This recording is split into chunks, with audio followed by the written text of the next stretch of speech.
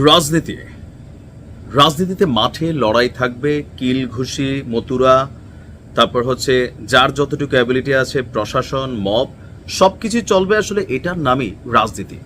আর এই যে শব্দগুলো ব্যবহার করলাম, বাংলাদেশের রাজনীতি 5ই আগস্টের আগে হোক বা পরে হোক, এটাই হচ্ছে কমন দৃশ্য।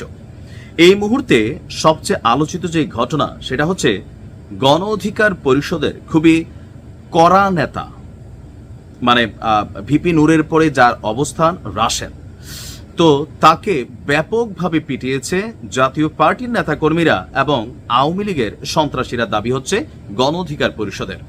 দুর্ভাগ্যজনকভাবে এই গণ অধিকার পরিষদের 3 জন কেন্দ্রীয় নেতৃত্ব, ফারুক 5ই আগস্টের পরপর একবার ডক্টর ইউনূসের বিরুদ্ধে বক্তব্য দেওয়া, অনেক মাইর খাইছে। দ্বিতীয়ত আমরা প্রথম দেখলাম যে রাশেদ খানকেও কেলিয়েছে। তৃতীয় আছে আমাদের ভিপি নূর, তবে সাংবাদিক ইলিয়াস যে লাইনে হাঁটতেছেন, ভিপি নূরও হয়তো খুব শীঘ্রই একটা ঘটনার শিকার হয়ে যাবেন। যাই হোক, কি নিয়ে আসলে ঝামেলা? গেল কিছুক্ষণ আগে জাতীয় পার্টির নেতাকর্মী এবং গণ অধিকারের নেতাকর্মীদের মধ্যে আপনার সংঘর্ষের ঘটনা ঘটেছে। এই ঘটনা নিয়ে আবার পাল্টা অভিযোগ রয়েছে দুই দলেরই। জাতীয় পার্টির নেতাকর্মীদের অভিযোগ যে তারা একটা মিছিল নিয়ে যাচ্ছিল বা একটা প্রোগ্রাম ছিল, সেখানে মিছিল নিয়ে এসে তাদের উপর হামলা করেছে গণ অধিকার পরিষদের নেতা এবং তাদের কর্মীরা। অন্যদিকে গণ অধিকার পরিষদের নেতা কর্মীদের অভিযোগ, তারা মিছিল নিয়ে যাওয়ার সময় জাতীয় পার্টির লোকজন ইট পাটকেল নিক্ষেপ করে।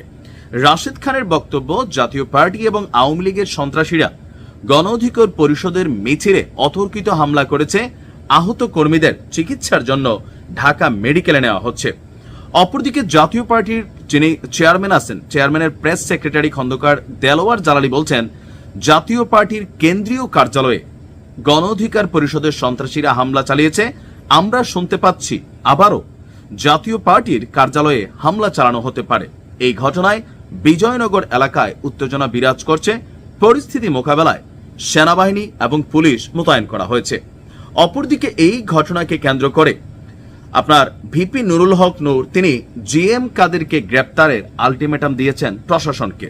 যদি জিএম কাদেরকে গ্রেপ্তার করা না হয়, তাহলে সচিবালয় ঘেরাও করারও হুঁশিয়ারি দিয়েছেন।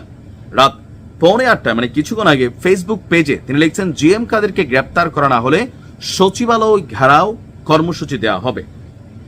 এখন কেন জাতীয় পার্টি এবং গণ অধিকার পরিষদের মধ্যে কনফ্লিক্ট? কারণ গণ অধিকার পরিষদের নেতা যে কয়েকজন আছেন, 2-3 জন, রাশেদ খান, ভিপি নূর অথবা ফারুক, তো তাদের প্রত্যেকেরই বক্তব্য জাতীয় পার্টিকেও একটা আওয়ামী লীগ টাইপের পরিস্থিতিতে নেওয়া উচিত, এদের রাজনৈতিক কর্মকাণ্ড বন্ধ করা উচিত।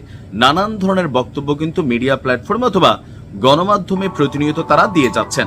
আর এজ এ রেজাল্ট যারা জাতীয় পার্টির নেতাকর্মী আছেন, তারা বিষয়টাকে জাতীয় পার্টির যারা আছেন, ভিপি নূরের দলের এমন বক্তব্যগুলোকে তারা পজিটিভ নিচ্ছেন না। আবার অনেকেই ভাবছেন যে জাতীয় পার্টির তো এত সাহস নাই যে সেরকম অ্যাকশনে চলে যাবে। বিশেষ করে কয়েকটা টার্মে যা দেখছি, এখানে আওয়ামী লীগ জাতীয় পার্টির নেতাকর্মীর বেশে তারা কিন্তু এই মুহূর্তে জাপাতে বিরাজমান, যার কারণে অতীতে শান্ত থাকা জাতীয় পার্টি এখন যখন অ্যাকশনে যায়, তখন স্বাভাবিকভাবে আওয়ামী লীগের দিকে ইঙ্গিতটা আসে।